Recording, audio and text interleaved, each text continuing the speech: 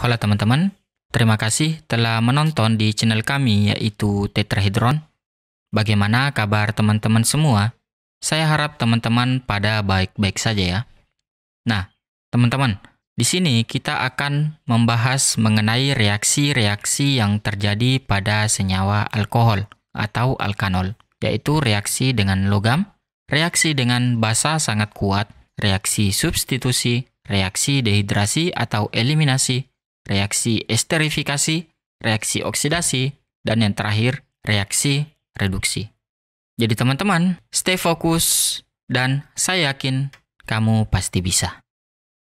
Setelah kita membahas reaksi yang pertama dan reaksi yang kedua yang umumnya terjadi pada senyawa alkohol, sekarang kita bahas reaksi yang ketiga yang terjadi pada alkohol, yaitu reaksi substitusi.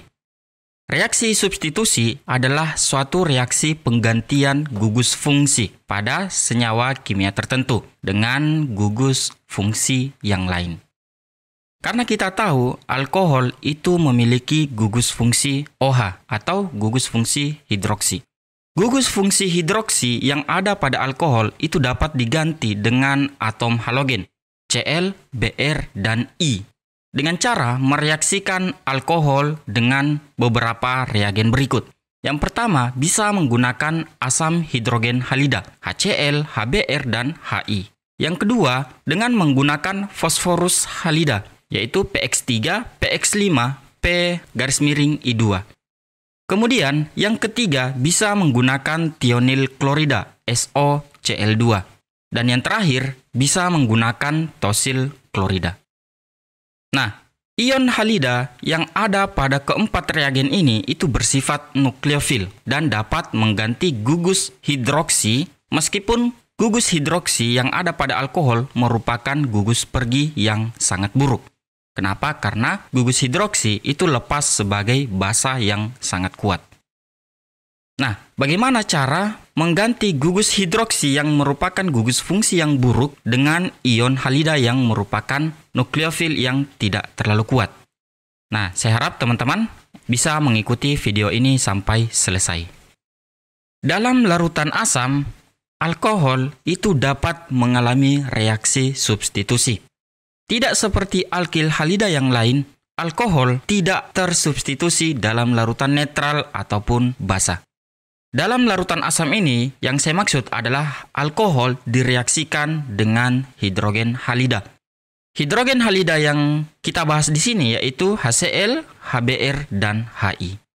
Ada dua hal yang perlu diketahui mengenai reaksi alkohol dengan hidrogen halida. Yang pertama, reaktivitas alkohol terhadap hidrogen halida. Kita ambil yang paling umum saja yaitu alkohol primer, sekunder, dan tersier. Alkohol tersier bereaksi dengan cepat terhadap hidrogen halida. Kemudian yang paling lambat adalah metil alkohol atau metanol. Kemudian yang kedua adalah reaktivitas hidrogen halida terhadap alkohol. Nah, ini yang penting ya. Urutan reaktivitas hidrogen halida ini itu berdasarkan keasamannya, di mana semakin bersifat asam, semakin reaktif terhadap alkohol. Di mana kita tahu bahwa hidrogen iodida itu memiliki nilai pKa yang paling rendah. Dan nilai pKa yang paling rendah adalah yang paling asam. Jadi yang paling cepat adalah hidrogen iodida dan yang paling lambat adalah hidrogen fluorida atau bahkan tidak bereaksi. Antara HBr dan HCl itu memiliki reaktivitas yang berbeda. Karena reaktivitasnya berbeda terhadap alkohol, maka perlakuannya juga agak sedikit berbeda. Jadi kita fokus di HBr dan HCl. Yang pertama, reaksi alkohol dengan hidrogen bromida.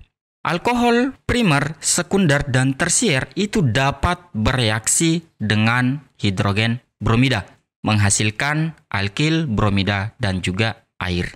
Jadi HBr dapat bereaksi dengan alkohol primer, sekunder, dan tersier. HBr itu bisa dibuat dengan mencampur natrium bromida atau kalium bromida dengan asam sulfat atau asam fosfat. Untuk mekanisme reaksi alkohol terhadap hidrogen halida, pertama-tama alkoholnya diprotonkan terlebih dahulu. Nah, setelah alkohol terasamkan atau diprotonkan, maka akan membentuk ROH2+, di mana OH2+ itu adalah ion oksonium. Ion oksonium itu merupakan gugus pergi yang baik. Jadi dibanding dengan gugus alkohol, OH itu adalah gugus pergi yang buruk. Jadi tidak mudah mengganti gugus OH dengan ion halida. Jadi pertama-tama, gugus OH itu diprotonkan agar menghasilkan ion oksonium, di mana ion oksonium ini akan mudah sekali diganti dengan ion halida. Ion halida akan menyerang karbon yang mengikat ion oksonium, dan ion oksonium lepas sebagai basa yang lemah, yaitu H2O. Hasilnya adalah alkil halida. Contoh reaksinya adalah reaksi antara butan 1-ol atau butanol. Nah, ini merupakan alkohol primer. Butan 1-ol direaksikan dengan HBr, hidrogen bromida, yang berasal dari natrium bromida dan H2SO4. Nah, reaksi ini melepaskan H2O sebagai basa yang lemah atau gugus pergi, kemudian menghasilkan 1-bromobutana. Jadi BR-nya sudah masuk. Nah, reaksi ini untuk alkohol primer sepertinya berjalan dengan reaksi substitusi nukleofilik bimolekular atau serempak. Jadi ion halidanya menyerang, kemudian ion oksoniumnya lepas. Jadi terjadi secara serempak. Nah, berbeda ketika alkoholnya itu tersier. Misalnya terbutil alkohol. Terbutil alkohol dengan HBr itu menjalani reaksi substitusi nukleofilik unimolekular atau SN1. Di mana gugus OH yang ada pada terbutil alkohol itu mengambil asam yang ada pada HBr. Kemudian menghasilkan ion oksonium. Ion oksoniumnya itu lepas. Jadi dia lepas dulu, baru kemudian ion bromidanya masuk. Mekanisme reaksi ini itu membentuk karbokation. Itu sudah pernah kita bahas. Jadi terbutil alkohol direaksikan dengan HBr, maka menghasilkan 2-bromo-2-metil-propana. Kemudian bagian kedua, reaksi alkohol dengan HCl. Di mana kita tahu bahwa kereaktifan HCl itu sedikit lebih rendah daripada HBr. Karena kereaktifan HCl lebih rendah, maka perlakuan terhadap alkohol itu akan sedikit berbeda.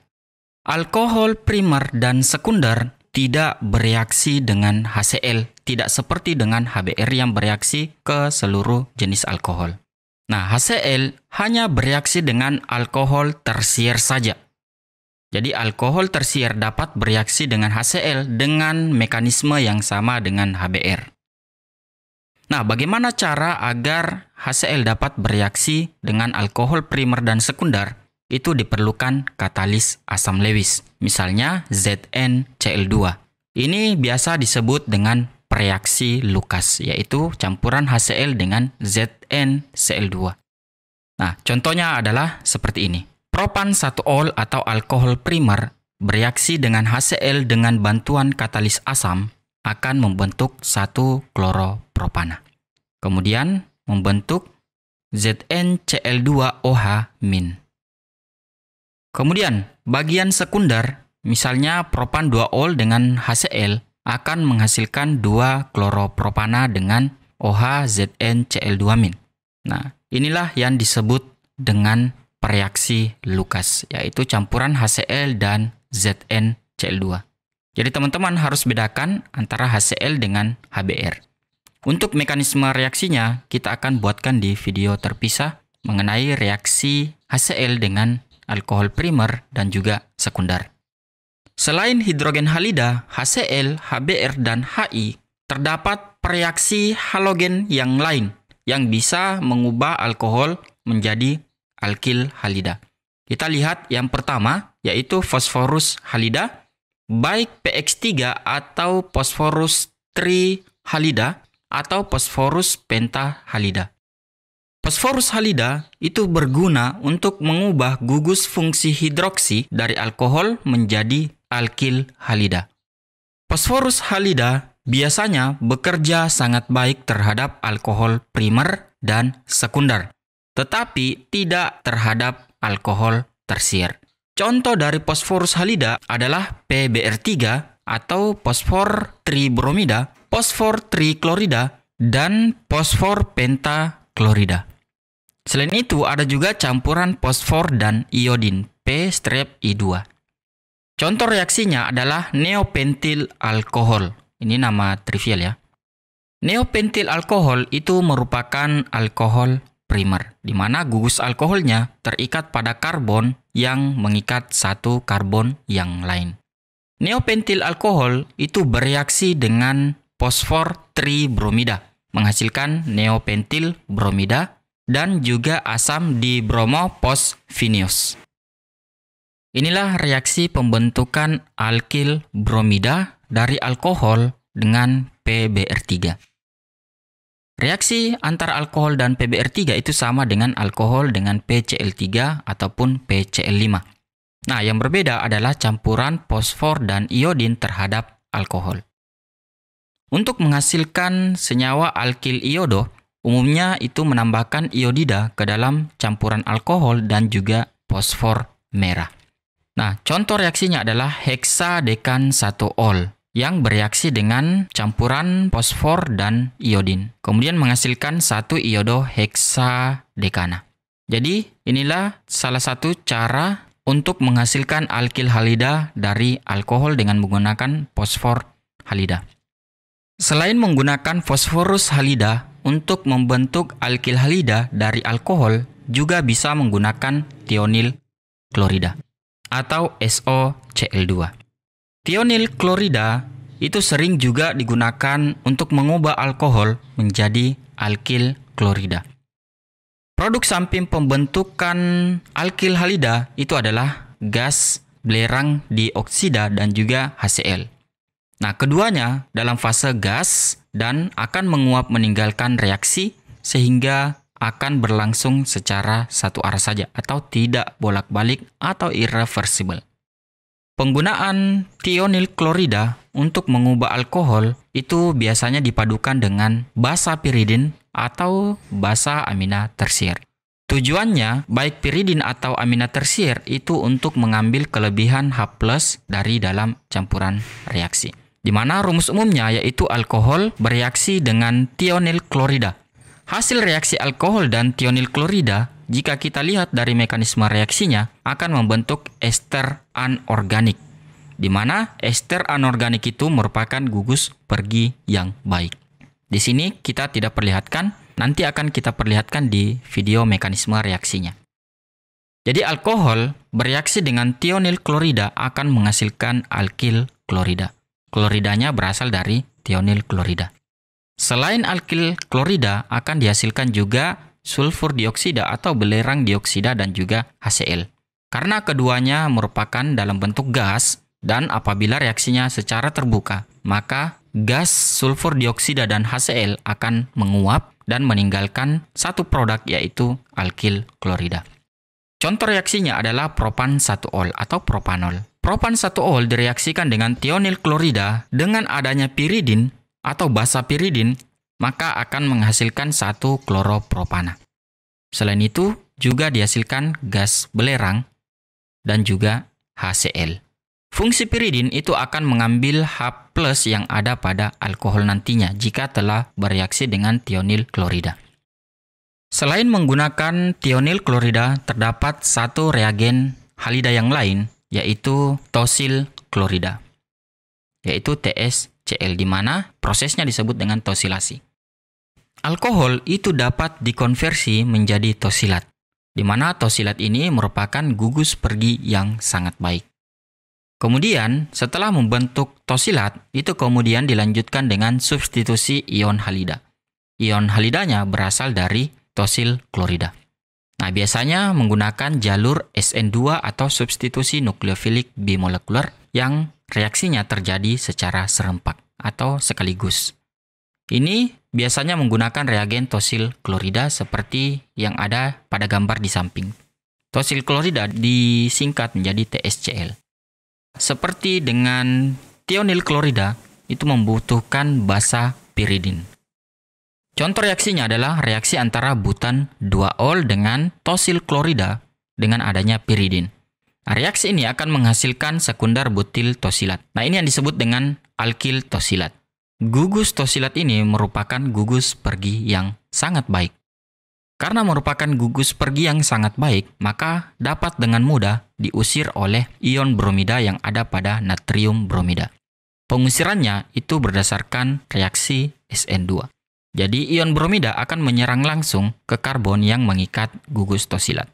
Gugus tosilatnya akan lepas. Jadi butan 2-ol menghasilkan sekunder butil tosilat yang hasilnya jika direaksikan dengan natrium bromida akan menghasilkan 2 bromo butana. Jadi ini adalah reaksi alkohol terhadap tosil klorida. Jadi gugus OH yang ada pada alkohol dapat diganti dengan ion halida. Itu dengan 4 macam reaksi. Yang pertama dengan hidrogen halida, kemudian yang kedua dengan fosforus halida, yang ketiga dengan tionil klorida, dan yang terakhir adalah tosil klorida. Selain reaksi substitusi, alkohol juga dapat mengalami reaksi eliminasi, atau biasa dikenal juga dengan reaksi dehidrasi. Alkohol dapat mengalami reaksi eliminasi menjadi alkena. Jadi alkohol dapat diubah menjadi alkena dengan cara mengeliminasi molekul air atau H2O. Karena air yang dilepas atau air yang dieliminasi, maka biasanya reaksi ini dikenal dengan reaksi dehidrasi atau reaksi pelepasan air. Reaksi ini dapat dilakukan dengan 2 metode. Metode yang pertama yaitu alkohol dicampurkan dengan pereaksi dehidrator asam. Contohnya adalah asam sulfat atau asam fosfat. Nah, reaksi ini cukup dihangatkan saja. Itu akan menghasilkan senyawa alkena dan air. Akan tetapi di sini bisa juga kita melakukan dengan cara dipanaskan sampai mendidih. Tujuannya agar campuran alkena dan air itu bisa dipisahkan atau bahasa teknisnya itu didistilasi. Cara yang kedua yaitu dengan cara melewatkan uap alkohol melalui aluminium oksida panas yang dapat mengkatalisis reaksi. Nah, umumnya reaksi eliminasi itu melalui reaksi eliminasi unimolekular atau E1. Mekanisme E1 itu sudah pernah kita bahas bahwa mekanisme E1 itu adalah mekanisme pembentukan karbokation terlebih dahulu sebagai zat antara. Nah, reaksi ini adalah reaksi kesetimbangan. Rumus umum untuk reaksi eliminasi alkohol atau reaksi dehidrasi alkohol yang pertama adalah alkohol itu dipanaskan atau dihangatkan dengan H2SO4 atau H3PO4. Ketika dipanaskan, alkohol itu akan berubah menjadi alkena plus adanya air. Nah, dipanaskan di sini bisa sampai mendidih agar air dan alkenanya itu dapat langsung terpisah atau didistilasi.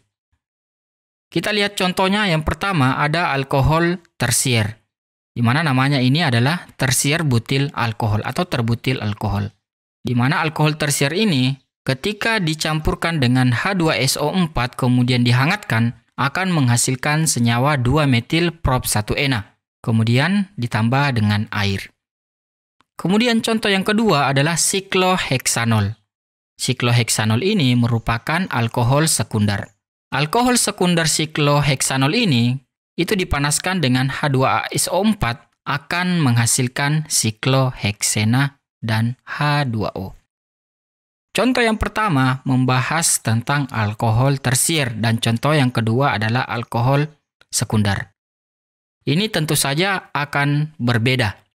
Untuk kemudahan tereliminasinya air, alkohol tersier akan lebih cepat dibandingkan dengan alkohol sekunder dan yang paling lambat adalah alkohol primer. Saking cepatnya alkohol tersier mengalami dehidrasi itu cukup dengan dihangatkan bersama dengan H2SO4. Bagaimana dengan yang primer? Karena eliminasi ini umumnya adalah E1 atau pembentukan karbokation, maka untuk alkohol primer sepertinya dia mengalami reaksi dehidrasi dengan metode E2 atau eliminasi bimolekular yang tidak membentuk karbokation akan tetapi tereliminasi secara serempak. Tapi dibandingkan E2, E1 itu lebih berguna dalam suatu reaksi. Untuk reaksi eliminasi alkohol, umumnya terdapat 2 tahap untuk mekanisme E1. Tahap yang pertama adalah protonasi dan kemudian lepasnya air dan membentuk karbokation. Tahap kedua, baru kemudian air yang dihasilkan itu mengambil H+ yang ada pada karbon yang lain, membentuk suatu alkena. Nah, mekanismenya ini itu sudah pernah kita bahas. Jadi, itu saja pembahasan kita mengenai reaksi substitusi dan reaksi dehidrasi untuk alkohol. Reaksi yang lain akan kita buat di video selanjutnya. Kemudian, untuk mekanisme reaksi-reaksi yang kita sebutkan tadi, akan kita buatkan video khusus mengenai mekanisme reaksi-reaksinya. Oke teman-teman, saya kira itu saja untuk video kali ini. Saya harap teman-teman bisa memahaminya dengan mudah. Jika ada pertanyaan, silakan tuliskan di kolom komentar di bawah. Saya Ahmad Nur, salam hangat dan sampai jumpa di video selanjutnya.